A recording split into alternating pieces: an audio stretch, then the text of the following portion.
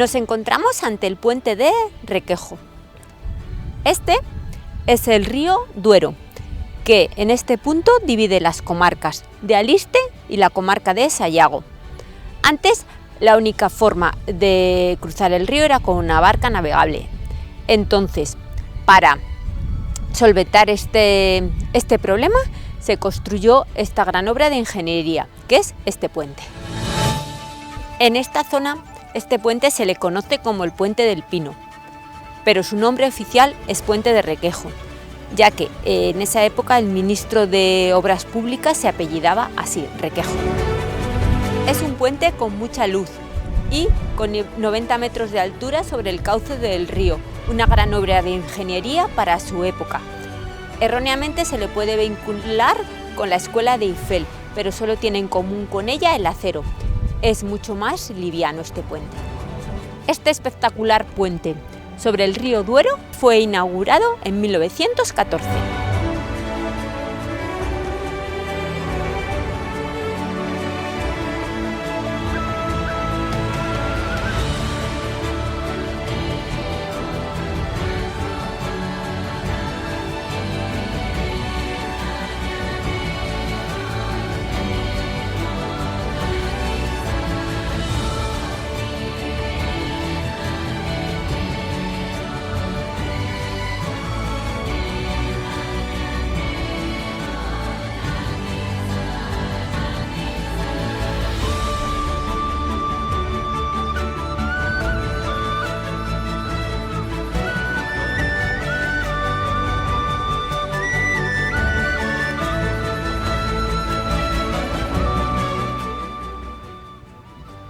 Nos encontramos en la plaza de Don Joao. Aquí a mi lado están las estatuas de dos mirandeses. Al fondo se encuentra el ayuntamiento y ahí el Museo de la Tierra de Miranda, donde se pueden ver los trajes típicos de carnaval, las mantas y los utensilios de trabajo.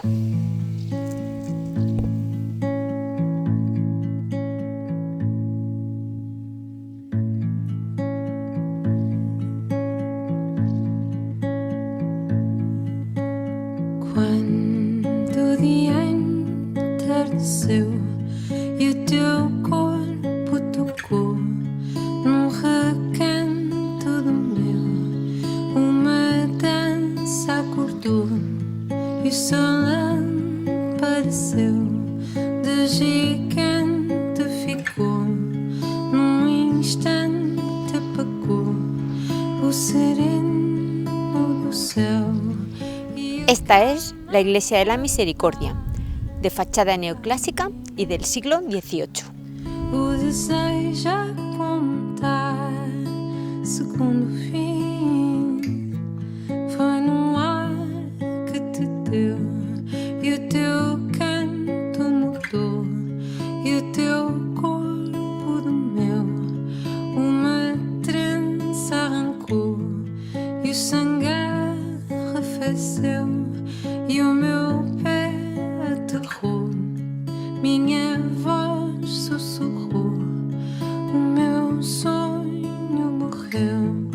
Dá-me mar, o meu rio, minha calçada, dá-me quarto vazio da minha casa. Vou deixar-te no fio da tua fala, sobre a pele que há em mim, tu não sabes nada. Quando o amor se acabou e o meu corpo esqueceu o caminho onde andou, nos recantos do teu, e o luar se apagou e a noite emudeceu, o frio fundo do céu foi descendo e ficou.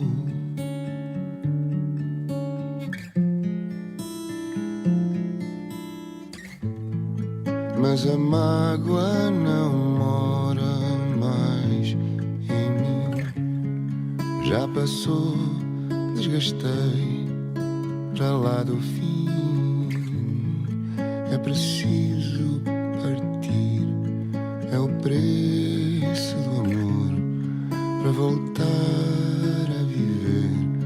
Já nem sinto sabor, a suor e pavor do teu colo a ferver, do teu sangue de flor.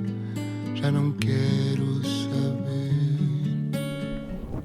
Este niño Jesús del siglo XVII es la figura más venerada de Miranda de Duero. Tiene un amplio vestuario que se le va cambiando según cada momento litúrgico. Y, según cuenta la leyenda, apareció a las tropas portuguesas para animarlas cuando estaban perdiendo contra las españolas. Da tua fala, na vertigem da voz, quando enfim se cala. Esta es la tumba del obispo Aleixio, que todo el mundo pisa aquí en Miranda porque se llevó la sede episcopal a Bragança y todas las riquezas de aquí, y esta catedral pasó a ser concatedral.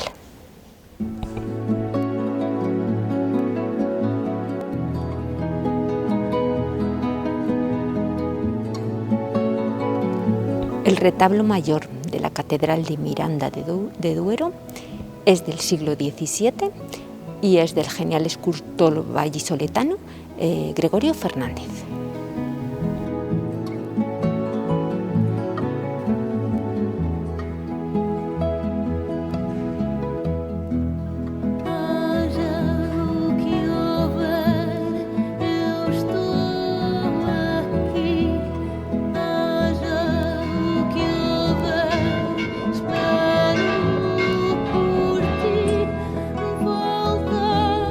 La Catedral de Miranda de Duero es monumento nacional desde 1910. Es del siglo XVI y es enorme en comparación con el resto del pueblo.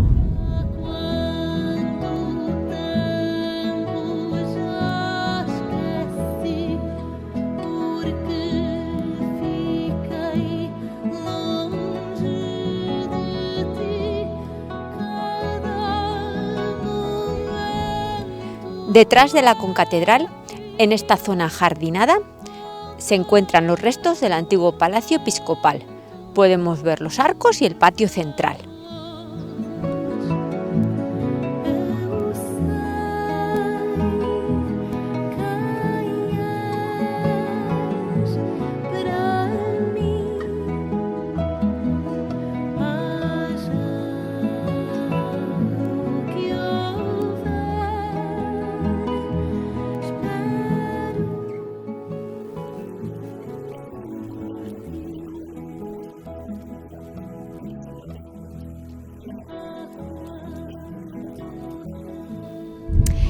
Estamos en la conocida Casa de las Cuatro Esquinas.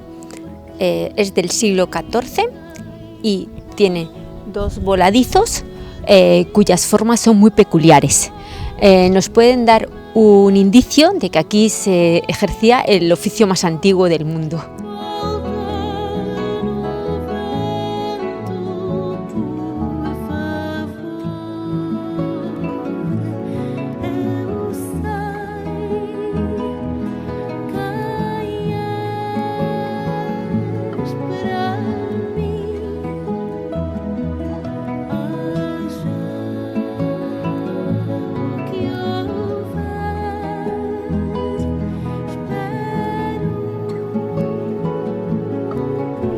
El primer rey de Portugal mandó construir aquí un castillo por su posición estratégica.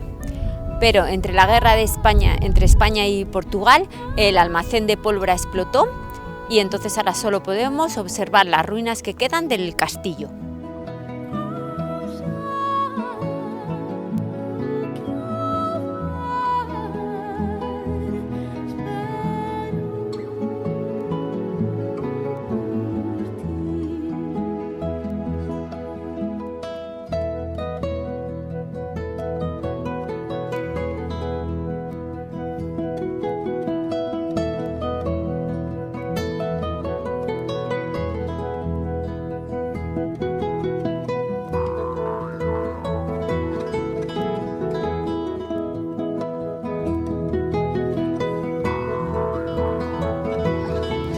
Nos encontramos en Fermoselle, conjunto histórico-artístico desde 1976.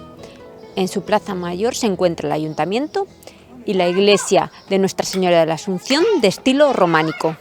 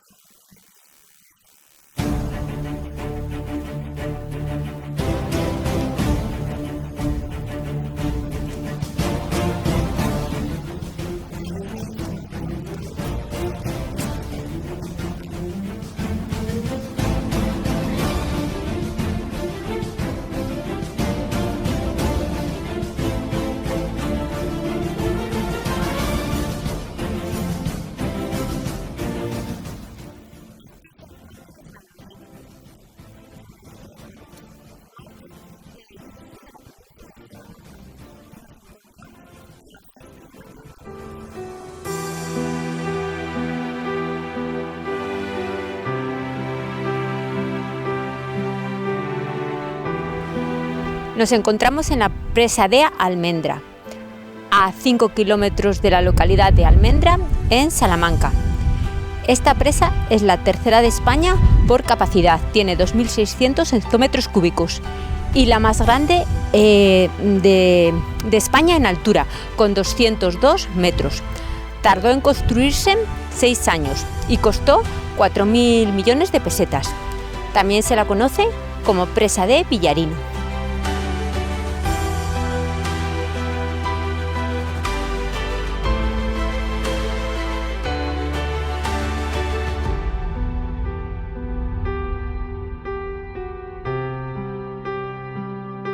Este río que hay ahí abajo es el río Tormes.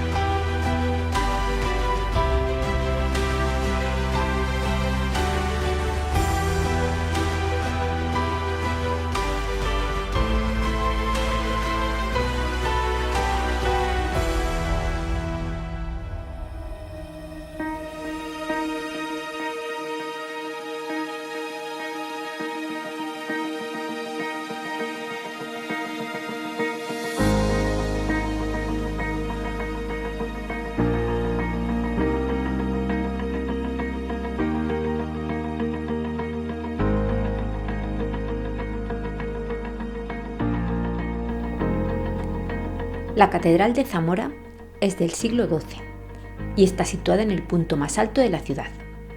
Fue declarada Monumento Nacional en 1889. La seña de identidad de la catedral es su espectacular cimborrio, de influencia bizantina y con escamas de piedra. Otro elemento importante es la Torre del Salvador. Cuenta con 45 metros de altura y se construyó a lo largo del siglo XIII. Aunque su estilo es románico, el campanario de la torre posee una amplia planta y es de construcción algo posterior. Desde el claustro accedemos a la catedral a través de una magnífica puerta que da acceso a la misma, construida en madera de nogal y decorada en estilo grutesco, con elementos vegetales, animales y humanos. Es una verdadera obra de arte.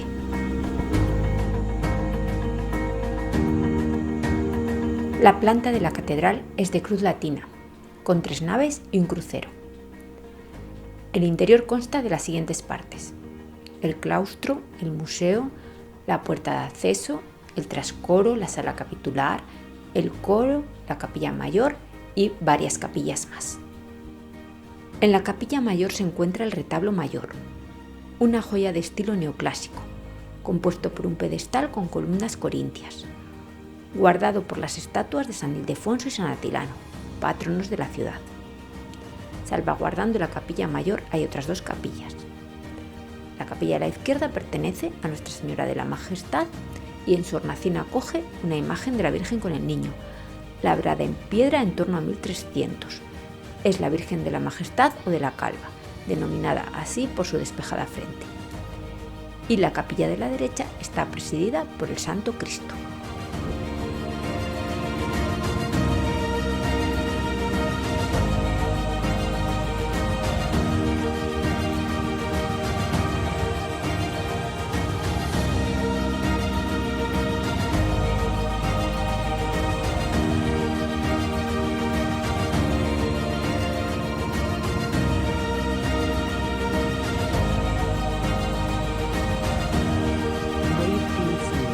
La capilla de San Ildefonso es la más bella y elaborada de todas.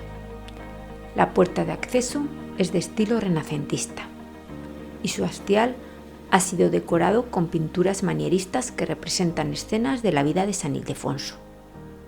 Está cubierta con una bóveda de crucería estrellada y su planta es cuadrada. En el centro se ha colocado un altar de platería que oculta las tumbas góticas de los nobles.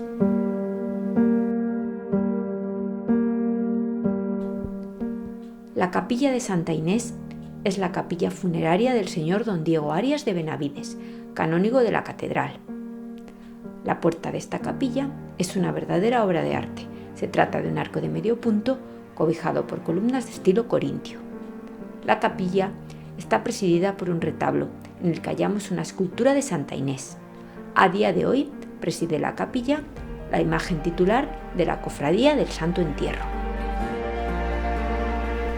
El trascoro es de estilo gótico tardío y está compuesto por 3 arcos. En el centro hallamos la tabla de todos los santos, en la que figura en el centro Cristo. El coro tiene una grandiosa reja gótica que lo cierra, con una calidad extraordinaria. La sillería del coro, situada en la nave central, fue realizada en madera de nogal por el taller de Juan de Bruselas entre 1502 y 1505. El programa iconográfico contiene una síntesis de la historia de la salvación. La humanidad, que ha perdido el paraíso por su caída en el pecado, es redimida por Cristo. En la capilla de San Juan Evangelista encontramos uno de los sepulcros más bellos de la catedral, el del doctor Juan de Grado. Está realizado en arenisca y alabastro. En esta capilla está ubicada una pila bautismal del siglo XV.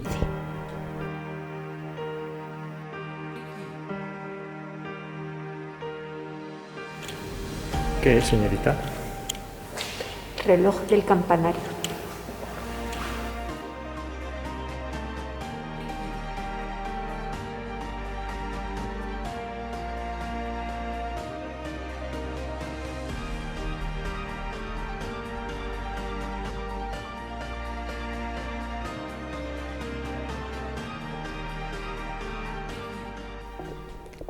En el margen derecho del río Duero, sobre grandes peñas tajadas, levanta sus murallas la muy noble y leal ciudad de Zamora, título que le fue otorgado por el rey Enrique IV de Castilla. Zamora es una ciudad con 60.000 habitantes y está situada en el noroeste peninsular, a tan solo 140 kilómetros de León.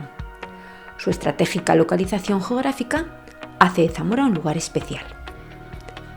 Es conocida como la bien cercada, la perla del Duero y la ciudad del Románico, por ser una de las ciudades europeas que concentra en su casco urbano el mayor número de iglesias románicas.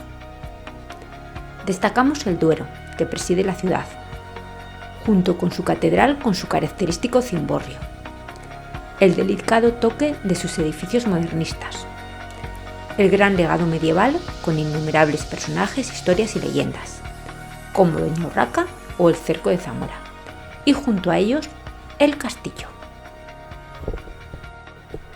El castillo de Zamora vivió una época de gran esplendor en la Edad Media. Fue transformado con la llegada de los Borbones durante la Guerra de la Independencia.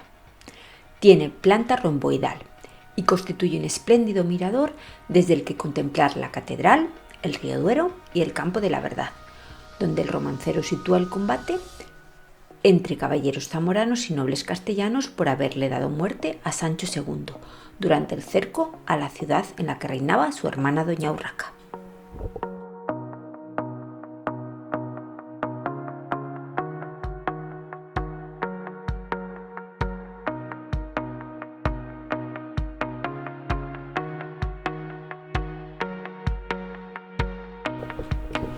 El conocido como Puente de Piedra es el más antiguo de los que se mantienen en pie.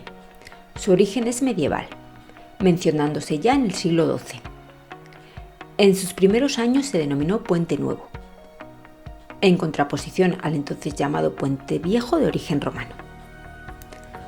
Todavía a principios del siglo XIX disponía de almenas e incluso de dos grandes torres de carácter defensivo situadas en sus extremos. Tiene 16 ojos y durante largo tiempo constituyó el único acceso a Zamora desde el margen izquierdo del río. La Puerta del Obispo, en la fachada sur, es una de las piezas más valiosas de la catedral. Es un ejemplo de decoración arquitectónica casi sin escultura y la única que se mantiene completa. Se puede considerar una obra magistral de la arquitectura románica, por el cálculo de las proporciones y el equilibrio de sus elementos.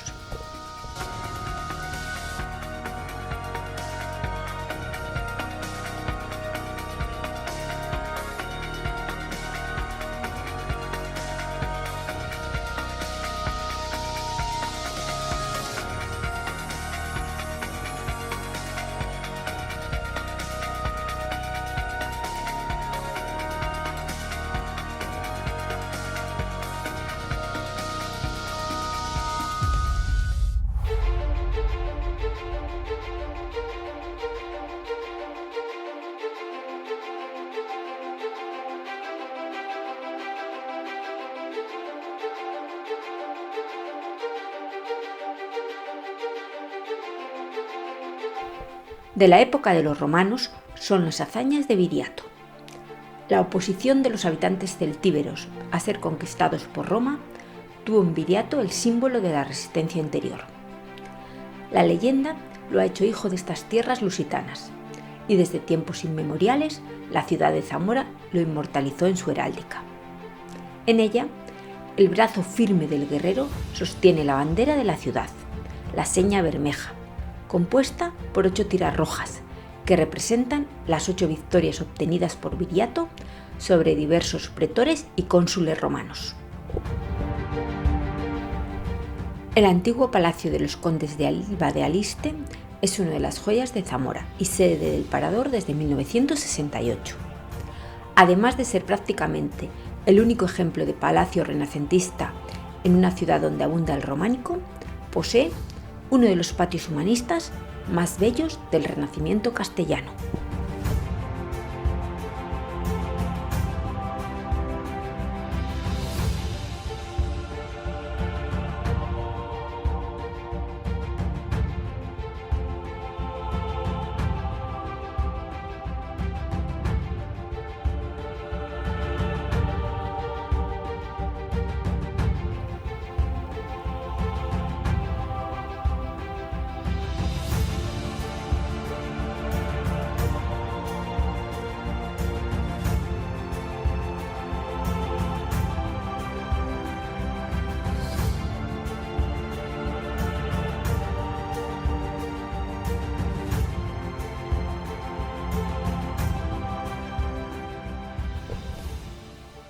Zamora fue fundada por la Roma imperial, como una de las poblaciones que destacaba en la Vía de la Plata. A mediados del siglo VIII llegan los árabes a la ciudad. Alfonso III el Magno la reconquista en el año 893. En el año 981 es tomada por Almanzor el Terrible y años después vuelve a manos cristianas definitivamente. Fernando I de Castilla la repuebla en el año 1061 y a él se deben las primeras obras de fortificación que se conservan en la actualidad. Tras la muerte de Fernando I, las tierras quedan divididas entre sus hijos, concediéndole a Urraca el reino de Zamora. Durante su reinado tuvo lugar uno de los acontecimientos más importantes, lo que se ha dado en llamar el Cerco de Zamora. Sancho II, hermano de Urraca, intenta unificar el reino y después de haber despojado de sus tronos a sus hermanos, pone cerco a Zamora, un asedio que duró más de 7 meses, dando pie al famoso dicho de «No se ganó Zamora en una hora». El aislamiento acabó con el asesinato del rey Sancho de un flechazo en la espalda por parte del traidor Bellido Dolfos. La edad de oro de la ciudad es el siglo XII, porque es cuando se edifican la mayoría de sus monumentos más representativos de estilo románico, lo que le ha supuesto la merecida fama de ciudad del románico. El mercado de abastos sigue conservando la función principal para la que fue creado hace más de 100 años. Es la de proveer productos frescos a la ciudad.